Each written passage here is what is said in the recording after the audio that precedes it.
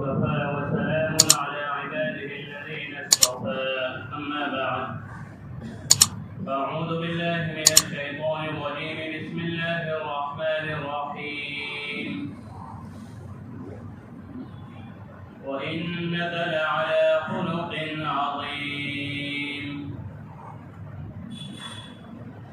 وقال تعالى في مقام آخر ادفع بالتي هي أحسن فإذا الذي بينك وبينه عداوة كأنه ولي حميم وقال النبي صلى الله تعالى عليه وسلم صل من قطعك واعف عمن ظلمك وأحسن إلى من أساء إليك أو كما قال النبي صلى الله تعالى عليه وسلم صدق الله العظيم. معزز سامعین کرام، عزیزان محترم،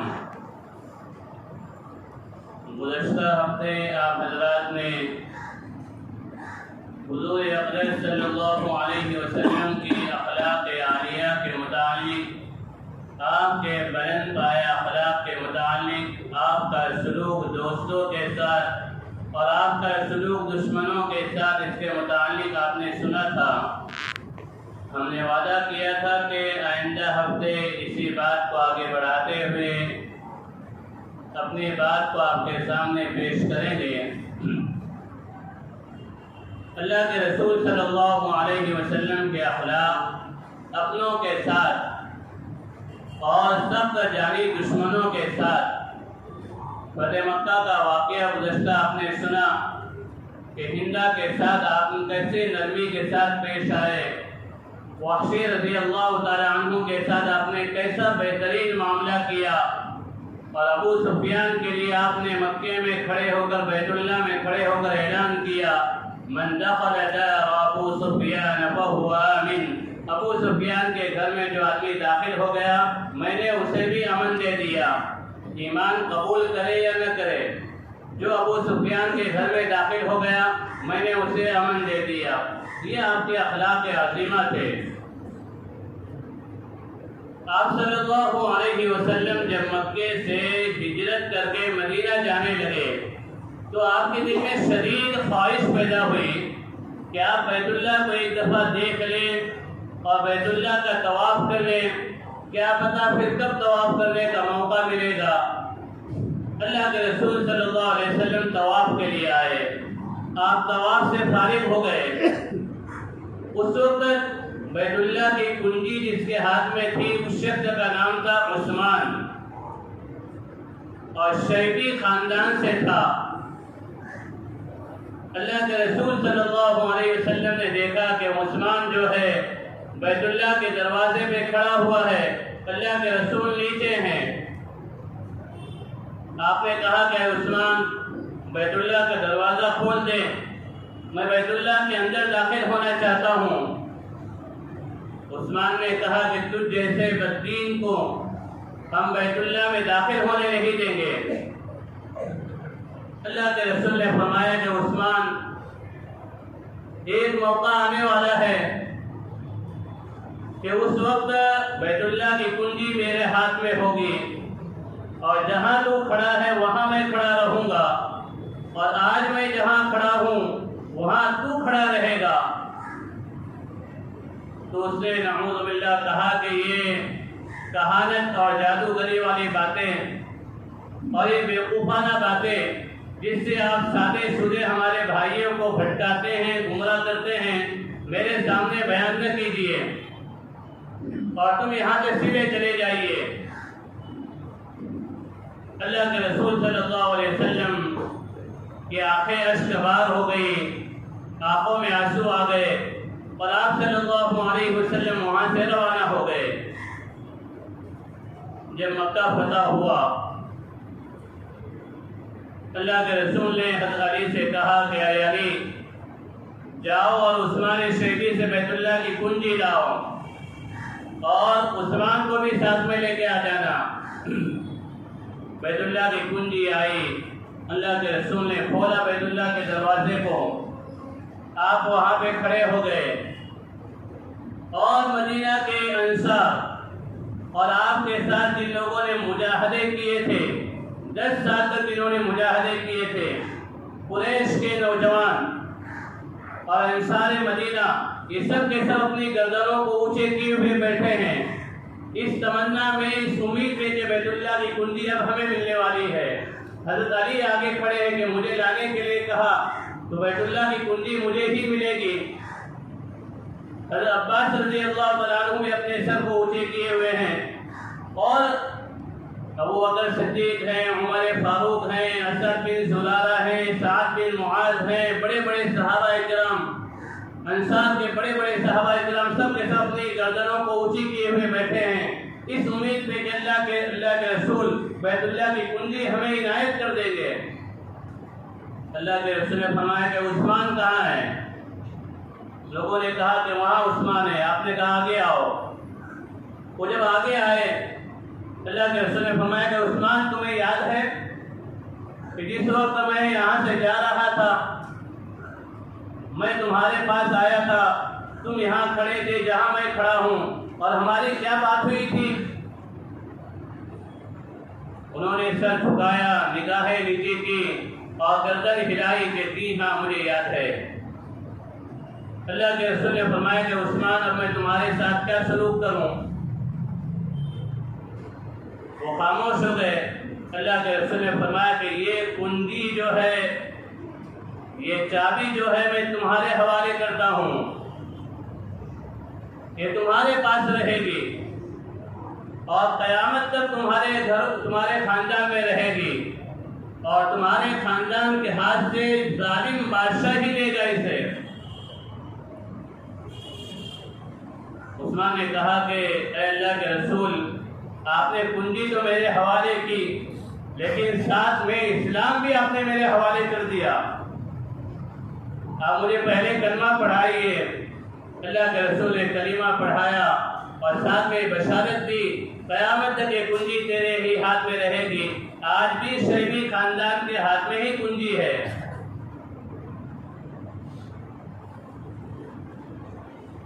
تو یہ اللہ کے رسول کے اخلاق تھے کہ آپ صلی اللہ علیہ وسلم نے دشمنوں کے ساتھ کیسا معاملہ کیا۔ بخاری شریف میں ایک روایت 7 جگہ آئی ہے کہ اللہ کے رسول غزوہ ذات الرقہ، پیوند والے غزوے سے، چیتھڑے والے غزوے سے واپس ہوئے، یعنی صحابہ کرام نے اس غزوے میں پہننے کے لیے چپل نہیں تھے تو انہوں نے چیتھڑے کیا کیے تھے، اپنے پیروں میں باندھ لیے تھے۔ آپ صلی اللہ علیہ وسلم اس غزوے سے واپس آ رہے تھے۔ دوپہر میں کھانے کے بعد قیلولہ کا تقاضا ہوا۔ اللہ کے رسول نے کہا کہ تمام لوگ قیلولہ کر لیجیے۔ آپ کو معلوم ہے کہ عربستان کے جو جنگل ہوتے ہیں اس میں درخت کیا ہوتے ہیں؟ بہت کم ہوتے ہیں، دور دور درخت ہوتے ہیں، اور اکثر کیکر کے درخت ہوتے ہیں۔ اللہ کے رسول صلی اللہ علیہ وسلم یہ کیکر کے درخت کے نیچے آرام کرنے کے لیے، ببول جسے کہا جاتا ہے، ببول کے درخت ہوتے ہیں، آپ صلی اللہ علیہ وسلم ایک درخت کے نیچے آرام کرنے کے لیے لیٹ گئے، سو گئے۔ آپ کی آنکھ لگ گئی۔ دور سے، بہت دور ایک قبیلہ آباد تھا، انہوں نے دیکھا کہ سب لوگ سو گئے ہیں، تو ایک شخص اس میں سے دوڑتا ہوا تلوار لے کر آیا، دوڑتا ہوا آیا۔ اللہ کے رسول کی تلوار جو درخت پہ آپ نے لٹکا دی تھی، اس تلوار کو اس نے نیچے لیا، اپنے ہاتھ میں تھام لیا، اور پورا گویا کہ اللہ کے رسول پہ قابض ہو گیا، اور پھر اس نے آواز دی۔ آپ کی آنکھ لگی ہوئی ہے، تلوار لے کے بالکل کھڑا ہو گیا ہے، اور اب آواز دے رہا ہے، اے محمد تجھے مجھ سے کون بچائے گا؟ میں یعصمک منی، مجھ سے تجھے اب کون بچائے گا؟ اللہ کے رسول نے فرمایا اللہ۔ اللہ کی آواز سنتے اس میں کپکپی طاری ہو گئی، اس کے پورے جسم پہ لرزہ طاری ہو گیا، اور تلوار اس کے ہاتھ سے گر گئی۔ اب اللہ کے رسول نے تلوار کو اٹھایا، آپ کھڑے ہو گئے، وہ آپ کے سامنے کھڑا ہے، آپ تو لیٹے تھے، وہ آپ کے سامنے کھڑا ہے۔ اللہ کے رسول نے فرمایا کہ اب بتا تجھے میرے ہاتھ سے کون بچائے گا؟ آپ کی آواز بلند ہوئی، صحابہ کرام جو یہاں وہاں لیٹے تھے سب دوڑتے ہوئے آ گئے۔ اور صحابہ کرام خفا ہو رہے ہیں، غصہ ہو رہے ہیں، ارادہ کر رہے ہیں کہ اس پہ حملہ کر کے اس کا کام کیا کر دیں، تمام کر دیں۔ اللہ کے رسول نے فرمایا کہ صحابہ کو روکا اپنے اشارے سے، کہا کہ بتا کہ تجھے میرے ہاتھ سے کون بچائے گا؟ اس نے کہا کہ آپ ہی مجھے بچائیں گے، ایمان تھا نہیں، اس نے کہا کہ آپ ہی مجھے بچا سکتے ہیں۔ اللہ کے رسول نے فرمایا کہ جا، میں نے تجھے چھوڑ دیا۔ بخاری شریف کے علاوہ دیگر کتابوں میں اس واقعے کے بعد لکھا ہے کہ وہ آدمی اپنے قبیلے میں گیا اور جانے کے پورے قبیلے کو لے کر آیا اور سب کے سب نے اسلام قبول کر لیا۔ یہ اللہ کے رسول کے اخلاق تھے کہ جانے دشمن، اور ایسا بھی نہیں کہ 2 سال پرانی دشمنی تھی تو دشمنی میں کیا ہو گئی، خفت آ گئی، وہ پرانا غصہ کم ہو گیا، ابھی واقعہ پیش آیا، ابھی وہ تلوار لے کے بالکل کھڑا تھا اور ابھی آپ نے اس کے ساتھ ایسا معاملہ کیا۔ آدمی بولتا نا غصے میں بے قابو تھا، عقل میری کام نہیں کر رہی تھی، میں نے بیوی کو غصے میں طلاق بول دیا، مجھے سمجھ میں ہی نہیں آیا، میری عقل کام نہیں کر رہی تھی، مجھے پتہ ہی نہیں چلا، میں بالکل بے ہوش تھا۔ حالانکہ کوئی بے ہوش نہیں ہوتا ہے، بے ہوش ہونا تو طلاق نہیں کہتا، خاموش ہو جاتا۔ بے ہوش ہونے میں آدمی کیا ہوگا، لیکن جب ایک کہہ لیتا ہے پھر بعد میں احساس ہوتا ہے۔ تو اللہ کے رسول صلی اللہ علیہ وسلم اس کیفیت میں، اس حالت میں بھی اسے معاف کر رہے ہیں اور اسے چھوڑ رہے ہیں۔ تو اسلام اخلاق محمدی سے پھیلا ہے۔ اسلام کس سے پھیلا ہے؟ اخلاق محمدی سے پھیلا ہے، اور آئندہ بھی اسلام اخلاق محمدی ہی کے ذریعے سے پھیلے گا۔ اللہ کے رسول کے سکھائے ہوئے اخلاق جو ہم پیش کریں گے، نمازیں ہماری مساجد میں ہیں، روزے اپنے لیے ہیں، حج بھی اپنے لیے ہے، زکوٰۃ بھی ہم اپنے لیے دیتے ہیں، اخلاق دوسروں کے ساتھ پیش آتے ہیں، اور غیر جو ہے اسی کو دیکھتے ہیں ان کے اخلاق کیا ہیں۔ اخلاق کی جو تلوار ہوتی ہے اس نے جتنوں کو فتح کیا، یہ لوہے کی تلوار اتنے کو فتح نہیں کر سکے۔ پورے مکے کو اسلام میں داخل کرنے والی اخلاق کی تلوار تھی۔ بے شمار واقعات اور بے شمار چیزیں ہیں کہ بے شمار لوگوں نے صرف آپ کے اخلاق کے وجہ سے اسلام کو قبول کیا۔ تو ہمارے اخلاق، ہمارے باتوں میں، ہمارے اعمال میں، ہمارے معاملات میں، ہمارے لین دین میں، آدمی لین دین ہم سے کرے تو بالکل مطمئن ہو کے کرے، لیکن معاملہ برعکس ہو چکا ہے، معاملہ بالکل برعکس ہے۔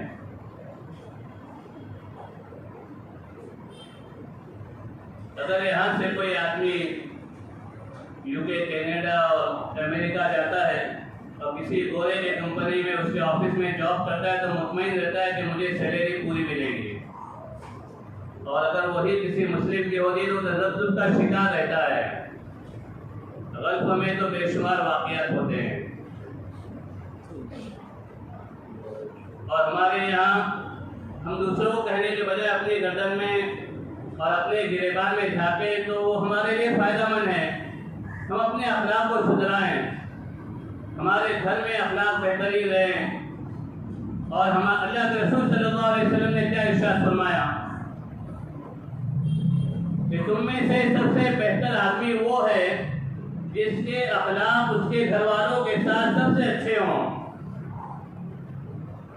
وَأَنَا أَحْسَنُكُمْ أَخْلَاقًا، اور میں تم میں سب سے بہترین اخلاق والا ہوں اپنے گھر والوں کے ساتھ۔ عائشہ صدیقہ رضی اللہ تعالیٰ عنہ فرماتی ہیں کہ آپ گھر میں آتے تو کبھی جھاڑو لگا دیتے۔ جھاڑو لگانے بھی کیا ہے؟ سنت ہے، بیوی کا اہل غلام نہیں ہو جاتا ہے۔ جھاڑو لگانے بھی کیا ہے؟ سنت ہے۔ آپ صلی اللہ علیہ وسلم کبھی ماں عائشہ روٹیاں بناتی تو آپ روٹی بنا لیتے، روٹی بیل دیتے۔ تو انشاءاللہ اس سنت پہ عمل کریں کہ اللہ مجھے بھی توفیق دے، اور آپ تمام کو بھی اللہ تعالیٰ کیا کرے؟ توفیق دے، روز روز نہیں، کبھی کبھار۔ گھر کے کاموں میں ہاتھ بٹانا یہ اللہ کے رسول کی سنت ہے۔ مسکرا کر ملنا یہ اللہ کے رسول کی سنت ہے، سلام میں پہل کرنا یہ اللہ کے رسول کی سنت ہے، معاملات میں نرمی کے ساتھ پیش آنا اللہ کے رسول کی سنت ہے، جس سے جو معاملہ کیا جاتا ہے اس وقت طے ہونے سے پہلے رقم کی ادائیگی دے دینا یہ بھی اللہ کے رسول کی سنت ہے کہ 5 دن بول کے کوئی رقم لی گئی، قرضہ لیا گیا یا معاملہ کیا گیا، اب نیت پہلے سے ہی 50 دن کی ہے کہ 50 دن بعد دیں گے، آنے تو دو پھر دیکھتے ہیں، لینا ہمارے اختیار میں، جانا بھی ہمارے اختیار میں ہے، یہ غلط معاملات، ہمارے معاملات میں صفائی اور اچھائی ہونا چاہیے۔ اللہ کے رسول صلی اللہ علیہ وسلم نے ایک صحابی عبداللہ رضی اللہ تعالیٰ عنہ سے فتح مکہ کے بعد پوچھا کہ عبداللہ تم مجھے پہچانتے ہو؟ آپ مجھے پہچانتے ہو میں کون ہوں؟ فرمایا یا رسول اللہ میں آپ کو کیسے نہ پہچانوں گا، آپ میرے پارٹنر تھے نبوت سے پہلے، کب پارٹنر تھے؟ 23 سال کا عرصہ گزر چکا تھا، آپ میرے پارٹنر تھے نبوت سے پہلے اور آپ بہترین میرے پارٹنر تھے۔ اللہ کے رسول نے فرمایا کہ تمہیں یاد ہے کہ ایک وقت تم نے مجھ سے کہا تھا کہ میں رقم لے کے گھر سے آ رہا ہوں اور پھر تم بھول گئے تھے اور تم نے 3 دن کے بعد تم واپس آئے تھے اور میں وہیں پہ کھڑا تھا، انہوں نے کہا کہ جی یا رسول اللہ مجھے یاد ہے۔ یہ اللہ کے رسول کے اخلاق تھے۔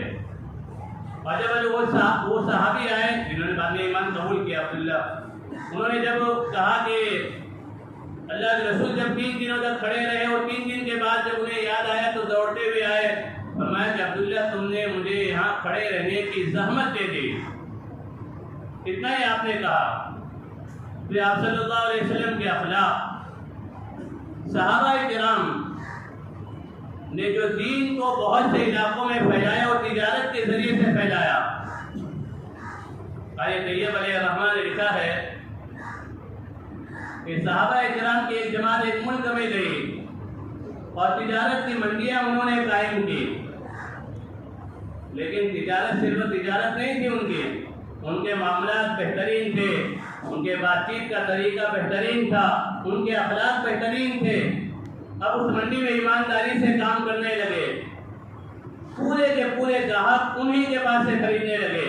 وہاں کے بادشاہ سے لوگوں نے شکایت کی اور کہا کہ یہ لوگ جب سے آئے ہیں ہماری تجارت مان پڑ گئی ہے، ہماری تجارت ختم ہو چکی ہے، ہم لاس میں چل رہے ہیں، آپ انہیں یہاں سے نکالیے، غیر ملکیوں کو یہاں سے نکالیے۔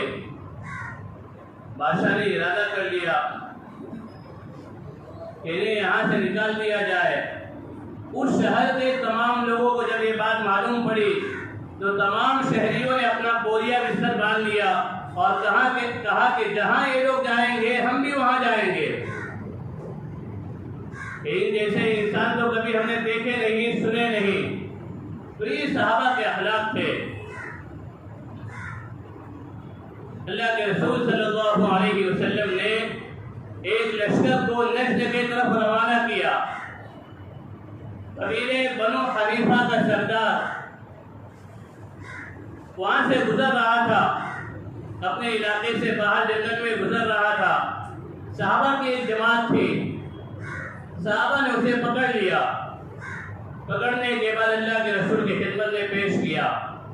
اللہ کے رسول نے کہا کہ یہ بنو حنیفہ کا سردار سمامہ بن اسال ہے۔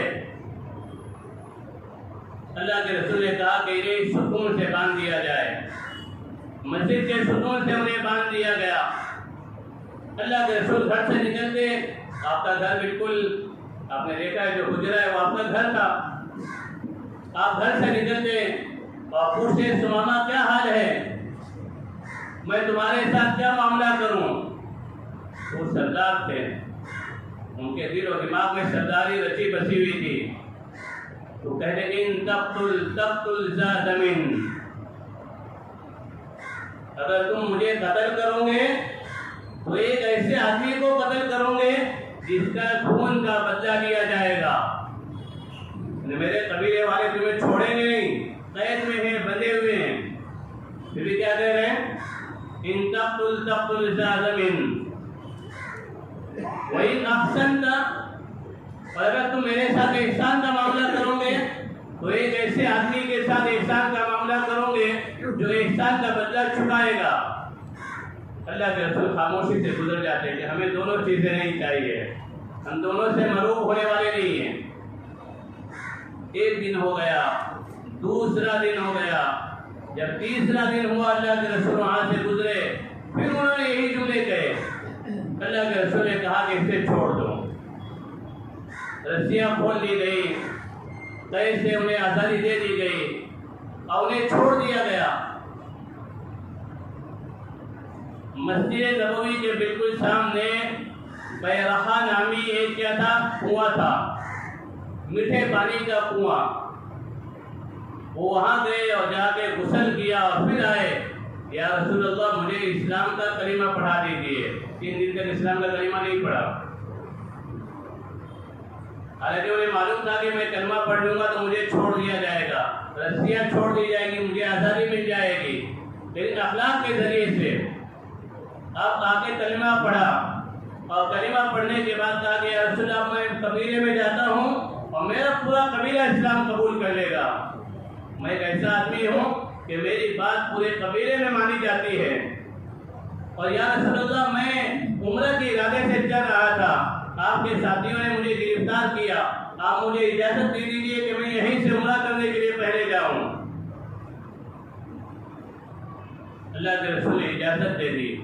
یہ مکہ گئے، اس وقت کی جاسوسی بڑی تیز تھی، وہاں پتہ چل گیا تھا کہ ثمامہ کو قید کیا گیا، اور پھر یہ بھی پتہ چل گیا تھا ثمامہ نے اسلام قبول کر لیا۔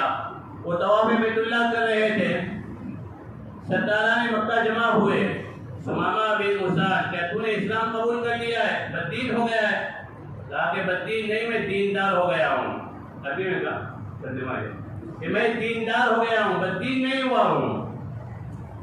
اور فرمایا کہ سن لو، ہمارے علاقے یمامہ سے ایک گیہوں کا دانہ بھی تمہارے پاس نہیں آئے گا، اگر اللہ کے رسول اجازت دے دے تو بھیجوں گا۔ گیہوں وہیں اگتا تھا اور وہیں سے مکہ آتا تھا گیہوں۔ تو ثمامہ بن اسعد نے طواف کیا، وہاں سے پھر واپس آئے، اپنے گھر گئے، لوٹے قبیلے میں، اور پورا قبیلہ مشرف اسلام ہو گیا۔ پھر اللہ کے رسول کے اخلاق، آپ کے اخلاق کے ذریعے سے اسلام پھیلا ہے، پھلا ہے، پھولا ہے اور بڑا ہے۔ اس سے پہلے جو انبیاء کرام علیہ السلام گزرے، ان کی شریعت میں اخلاق تھے، لیکن وہ اخلاق کی کیٹیگری الگ تھی، اس کی قسمیں الگ تھی۔ حضرت موسیٰ علیہ السلام کے زمانے میں قوم کا مزاج اکھڑ بن کا تھا، سخت مزاج کے لوگ تھے، احکامات بھی سخت تھے۔ ان النفس بالنفس والعین بالعین والانف بالانف والاذن بالاذن والسن بالسن والجروح قصاص۔ قرآن نے اللہ نے اسے فرمایا کہ ہم نے یہ حکم نازل کیا تھا کہ جان کے بدلے جان، آنکھ پھوڑنے کے بدلے آنکھ پھوڑی جائے گی۔ والعین بالعین والانف بالانف، کسی نے کسی کی ناک کاٹ دی تو اس کے ناک کاٹ دیے جائیں گے۔ جو بھی جرم کرے گا اس جرم کے بدلے جرم کا بدلہ لینا ضروری تھا۔ موسیٰ علیہ السلام کی شریعت میں جرم کا بدلہ لینا ضروری تھا۔ اخلاق حسنہ کہ اگر کوئی تمہارے ساتھ برائی کرے تو تم اس کے ساتھ اتنا ہی بدلہ لو جتنا کہ اس نے تمہارے ساتھ برا سلوک کیا ہے۔ اور شریعت عیسوی میں، عیسیٰ علیہ السلام کی شریعت میں معاف کرنا ضروری تھا۔ اگر معاف کوئی نہیں کرے گا، بدلہ لے گا، گنہگار ہو جائے گا۔ اور جب اللہ کے رسول کا نمبر آیا تو اللہ کے رسول نے فرمایا وَإِنَّكَ لَعَلَىٰ خُلُقٍ عَظِيمٍ، کہ ہم نے آپ کو اخلاق عظیمہ دی، اخلاق حسنہ، اخلاق کریمانہ اور اخلاق عظیمہ۔ اخلاق حسنہ معاف کرنا کیا ہے؟ ضروری ہے۔ اخلاق کریمانہ کہ بدلہ بھی نہیں لینا ہے، معاف بھی کرنا ہے اور مزید احسان بھی کرنا ہے۔ گزشتہ آپ نے سنا کہ حنین میں فتح مکہ کے بعد جو غزوہ حنین ہوا، اللہ کے رسول نے ابو سفیان کو 1000 اونٹ دیے۔ ابو سفیان کے بیٹے کو اللہ کے رسول نے 1000 اونٹ دیے، اور پھر ان کے بیٹے کو اللہ کے رسول نے 1000 اونٹ دیے۔ 3000 اونٹ اللہ کے رسول نے ایک ہی گھر میں دے دیے۔ تو اخلاق کریمانہ کسے کہا جاتا ہے؟ کس سے کوئی غلطی ہو جائے تو اسے معاف کر دیا جائے، بدلہ نہ لیا جائے، اور معاف کرنے کے بعد اس کے ساتھ احسان کیا جائے۔ معاف کرنے کے بعد احسان کیا جائے۔ سل من قطعک، جڑ جاؤ اس سے جو تمہیں توڑے۔ واعف عن من ظلمک، معاف کرو اسے جو تم پہ ظلم کرے۔ وَأَحْسِنْ إِلَى مَنْ أَسَاءَ إِلَيْكَ، اچھا سلوک کرو اس کے ساتھ جو تمہارے ساتھ برا سلوک کرے۔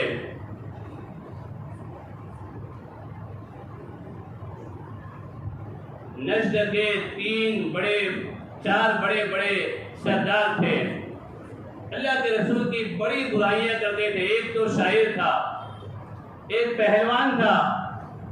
یہ دونوں اللہ کے رسول کو دعوت دیا کرتے تھے اشعار کے ذریعے سے، طاقت کے ذریعے سے، اور دو بھی اپنے قبیلے کے بڑے سردار تھے۔ ان لوگوں نے جب اللہ کے رسول کے سامنے آ کے اسلام قبول کیا تو اللہ کے رسول صلی اللہ علیہ وسلم نے انعام و احسان کا معاملات ان کے ساتھ کیا۔ اللہ کے رسول کے پاس جتنی چیزیں تھیں سب کے سب اللہ کے رسول نے انہیں اٹھا کے دے دی۔ تو یہ اخلاق عظیمہ وَإِنَّكَ لَعَلَىٰ خُلُقٍ عَظِيمٍ، اے نبی ہم نے آپ کو خلق عظیم پہ فائز کیا ہے، ہم نے آپ کو اخلاق عظیمہ کا درس دیا ہے۔ امام زین العابدین رحمۃ اللہ علیہ وضو کر رہے تھے، ان کی باندھی انہیں وضو کروا رہی تھی، اور لوہے کا لوٹا اس کے ہاتھ میں تھا۔ وضو کراتے کر جب انہوں نے ہاتھ دھوئے اور جب کلی کی ناک میں پانی ڈالا اور جب چہرہ دھونے لگے تو وہ جو لوہے کا لوٹا تھا وہ باندھی کے ہاتھ سے چھوٹا اور حضرت کے سر پہ گر پڑا۔ حضرت زین العابدین رحمت اللہ علیہ نے تیز نگاہوں سے باندھی کو دیکھا۔ وہ باندھی بھی قرآن کریم کی حافظہ تھی۔ اس نے کہا وَالْكَاظِمِينَ الْغَيْظَ، اللہ کے نیک بندے وہ ہیں جو غصے کو پی جاتے ہیں۔ وَمَا كَظَمْتُ غَيْظِي، میں اپنے غصے کو پی گیا۔ اس نے کہا وَالْعَافِينَ عَنِ النَّاسِ، لوگوں کو معاف کر دیتے ہیں۔ عَفَوْتُ کی، میں نے تجھے معاف کر دیا۔ اس نے اگلا جملہ پڑھا وَاللَّهُ يُحِبُّ الْمُحْسِنِينَ، اللہ احسان کرنے والوں کو پسند کرتا ہے۔ انہوں نے کہا کہ میں نے تجھے آزاد کر دیا، میں نے تجھے آزاد کر دیا۔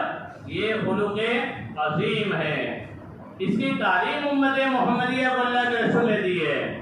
خلق عظیم کی تعلیم دی ہے، اور خلق عظیم کو کر کے اللہ کے رسول نے دکھلایا ہے کہ اخلاق عظیمہ سے متصف ہو جاؤ۔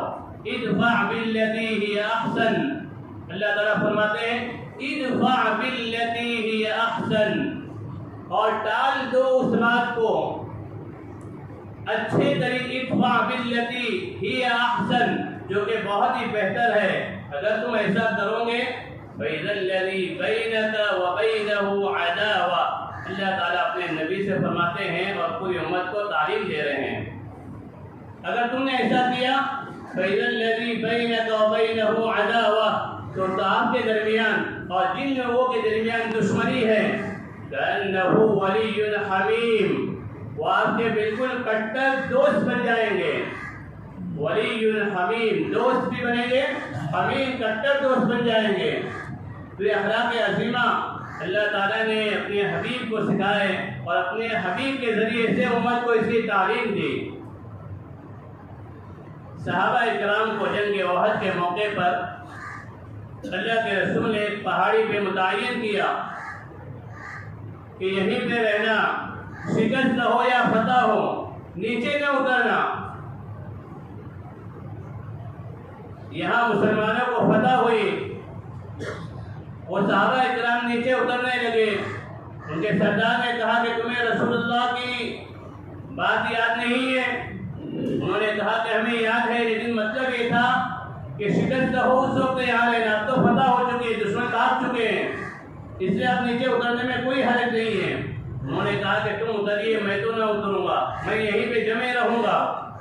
وہیں پہ جمے رہے، سب لوگ اتر گئے۔ خالد بن ولید جو کہ بھاگ چکے تھے، انہوں نے موقع کو غنیمت جانا اور پھر پہاڑ کے اوپر چڑھ گئے اور تیر اندازی وہاں سے شروع کر دی اپنے رفقا ساتھیوں کو لے کر، اور مسلمانوں کو پھر پسپائی ہوئی، شکست ہوئی، 70 مسلمان جنگ احد میں شہید ہوئے۔ اللہ کے رسول صلی اللہ علیہ وسلم کو اللہ تعالیٰ نے قرآن میں حکم دیا، فاعف عنہم، اے نبی جی آپ انہیں معاف کر دیجئے، واستغفر لہم، ان کے لیے معافی بھی مانگی اللہ کے سامنے، ابھی بس نہیں ہے، معاف کر دیجئے اللہ کے سامنے، معافی بھی ان کے لیے مانگیے، واستغفر لہم وشاورہم فی الامر، اور اپنے مشوروں میں انہیں شریک کیا کرو۔ اپنے اہم معاملات میں جب آپ کسی چیز کا فیصلہ کرنا چاہیں تو ان فیصلے میں انہیں بھی شریک کر لینا۔ آدمی کے دل میں آتا ہے انہیں سمجھ ہی نہیں اتنی کہ ان کے وجہ سے اتنی بڑی شکست ہوئی، میرے کہنے کا مطلب کیا تھا انہیں کوئی سمجھ نہیں، تو ان سے مشورہ کیوں کروں؟ مشورہ کس سے کیا جاتا ہے؟ نہ سمجھو سے، کہ سمجھدار لوگ سے، معاملے سے واقف کار سے مشورہ کیا جاتا ہے۔ انہوں نے ایسی اتنی بڑی غلطی کی تھی، لیکن پھر بھی اللہ تعالیٰ فرماتے وَشَاوِرْهُمْ فِي الْأَمْرِ، انہیں مشورے میں شریک کر لیا کرو۔ فَإِذَا عَزَمْتَ فَتَوَكَّلْ عَلَى اللَّهِ، پھر آپ کسی کام کے کرنے کا ارادہ کر لیں، پھر کسی کی پرواہ نہیں کرنا، فَتَوَكَّلْ عَلَى اللَّهِ، پھر اللہ ہی پہ بھروسہ کرنا۔ تو یہ اللہ کے رسول صلی اللہ علیہ وسلم کی تعلیمات آپ تک محدود نہیں تھی، یہ امت محمدیہ کے اخلاق ہیں۔ جیسے ہم نے سنا بھی، اخلاق حسنہ قوم موسیٰ کو ملے تھے، اخلاق کریمانہ قوم عیسیٰ کو ملے تھے، نصارہ کو ملے تھے، اور اخلاق عظیمہ امت محمدیہ کو ملے ہیں۔ اخلاق عظیمہ کس سے ملے ہیں؟ امت محمدیہ کو ملے ہیں۔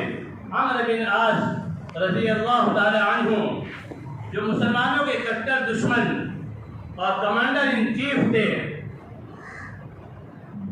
یہ وہی ہے کہ جب مسلمانوں نے مکے سے ظلم و ستم کو برداشت کرتے کرتے تھک گئے اور آپ نے اجازت دی کہ حبشہ چلے جائیے، تو یہاں سے جو وفد گیا تھا یہ عمرو بن عاص لے کر گئے تھے، اور یہی بات چیت کر رہے تھے حبشہ کے بادشاہ سے کہ ہمارے سفیہ اور نادان اور بیوقوف لوگ، ناسمجھ لوگ جو بددین ہو چکے ہیں، تمہارے مملکت میں آ کر راحت کی نیند سو رہے ہیں اور آرام کی سانسیں لے رہے ہیں، آپ انہیں ہمارے حوالے کیجیے۔ انہوں نے بھائیوں میں دشمنی اور عداوت ڈال دی، ماں باپ کے ساتھ دغا کیا، انہیں چھوڑ دیا، اور اپنے قوم کے سرداروں کی انہوں نے نافرمانی کی، یعنی وہاں نافرمانی کیے تو یہاں بھی نافرمانی کریں گے، مطلب یہ تھا۔ اس لیے ان بیوقوفوں کو ہمارے حوالے کیجیے۔ بات کرنے میں بھی بڑے ماہر تھے یہ۔ پھر بعد میں اللہ نے مصر فتح کرایا، افریقہ فتح کرایا، یہی عمرو بن عاص۔ یہ جب اللہ کے رسول کے پاس فتح مکہ کے موقع پہ آئے اور اللہ کے رسول صلی اللہ علیہ وسلم نے فرمایا یا رسول اللہ ابسط یدک لیبایعک، اپنے ہاتھ کو پھیلائیے تاکہ میں آپ سے بیعت کر سکوں۔ فبسط رسول اللہ صلی اللہ علیہ وسلم، اللہ کے رسول نے ہاتھ کو پھیلا دیا، آگے کر دیا، انہوں نے اپنے ہاتھ کو کھینچ لیا۔ اللہ کے رسول نے فرمایا کہ ما ھذا یا عمر، اے عمر یہ کیا کر رہے ہو؟ فرمایا کہ ان اشتری، میں ایک شرط لگانا چاہتا ہوں، بیعت ہونے کی، اگر شرط پوری ہوگی تو بیعت ہو جاؤں گا، ورنہ بیعت ہوگی کچھ فائدہ نہیں ہے، اسی حالت میں مر جاؤں۔ اللہ کے رسول نے فرمایا کہ کون سی شرط ہے؟ کہ اللہ تعالیٰ میرے پچھلے تمام گناہوں کو معاف کر دے. میں نے بہت تکلیف دی ہے، مجھے معلوم تھا کہ میں نے کتنی تکلیف دی ہے. ساتھ میں خالد بن ولید بھی تھے کہ میں نے کتنی تکلیف دی ہے، انہیں معلوم تھا. اللہ کے رسول نے فرمایا کہ اما علمت یا عمر، اے عمر تجھے نہیں معلوم ان الاسلام يهدم ما كان قبله وان الهجرة تهدم ما كان قبله وان الحج يهدم ما كان قبله. اے عمر تجھے نہیں معلوم کہ اسلام پہلے تمام گناہوں کا صفایا کر دیتا ہے، اور ہجرت پہلے تمام گناہوں کو ملیا میٹ کر دیتی ہے، اور حج پہلے تمام گناہوں کا صفایا کر دیتا ہے. جب میں نے یہ حدیث سنی تو اپنے ہاتھ کو آگے بڑھایا اور کہا کہ اب میں اسلام قبول کرتا ہوں. تو یہ اللہ کے رسول نے انہیں کیا کر دیا، فوراً معاف کر دیا. خالد بن ولید نے بھی ہاتھ بڑھایا. انہیں معلوم تھا کہ جنگ احد میں جو واقعہ رونما ہوا، حمزہ دردناک طریقے سے شہید کیے گئے، مسلمانوں کی 70 جانیں جو گئیں اور بے شمار نقصانات ہوئے، اس کے بعد کے تمام جنگوں میں میں ہی پیش تھا. انہوں نے بھی ہاتھ بڑھایا. اللہ کے رسول نے ان سے بھی صلح کی اور اسلام کا کلمہ انہیں پڑھا دیا. اللہ کے رسول صلی اللہ علیہ وسلم نے اسی لیے فرمایا کہ اخلاق جس کے اخلاق اعلیٰ ہوں گے میں اس کے لیے ضمانت لیتا ہوں، جنت کے بیچوں بیچ گھر دلانے کا. جس کے اخلاق اونچے ہوں، اخلاق اعلیٰ ہوں، میں اس کے لیے گارنٹر بنتا ہوں جنت کے بیچوں بیچ گھر دلانے کا. اللہ تعالیٰ مجھے آپ تمام کو اخلاق عظیمہ سے متصف فرمائے. اللہ تعالیٰ اپنے فضل و کرم سے ہمارے تمام پچھلے گناہوں کو معاف فرمائے. وصلی اللہ علی النبی الحبیب الکریم برحمتک یا ارحم الراحمین.